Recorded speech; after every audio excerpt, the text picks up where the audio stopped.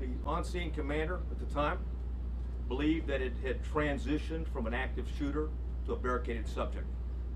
Sir, you have people who are alive, children who are calling 911 saying, please send the police. They are alive. In that classroom, there are lives that are at risk. Hey, we're well aware of that. Right, but Yeah. why was this decision made not to go in and rescue these children? Again, you know, the on-scene commander considered it a barricaded subject and that there was time and there were no more children at risk.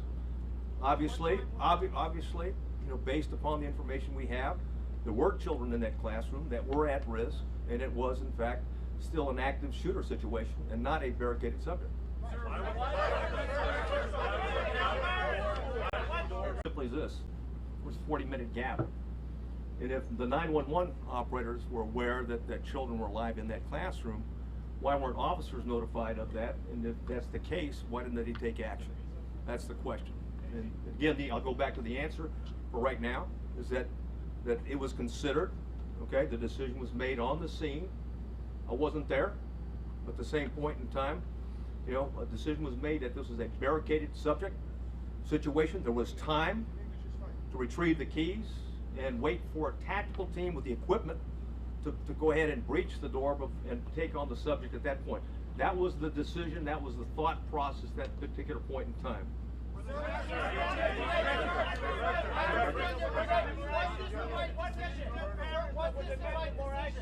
What?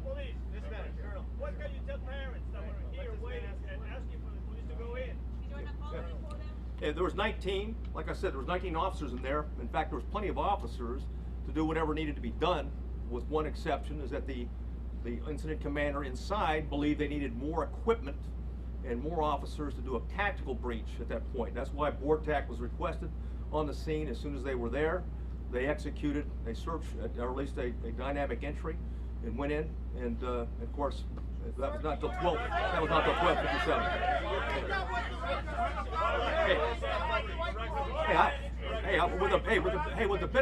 With the benefit of hindsight, stand by, right? I got it. Okay. Hey, from the benefit of hindsight, where I'm sitting now, of course it was not the right decision. It was the wrong decision. Period. There's no excuse for that. But again, I wasn't there, but I'm just telling you, from what we know, we believe there should have been an entry at that as soon as you can. Hey, when there's an active shooter, the rules change. It's no longer, okay, it's no longer a barricaded subject. We don't have time. You don't worry about outer perimeters. And by the way, Texas embraces active shooter training, active shooter certification, and that doctrine requires officers, we don't care what agency you're from, you don't have to have a leader on the scene. Every officer lines up, stacks up, goes and finds where those rounds are being fired at, and keeps shooting until the subject is dead, period.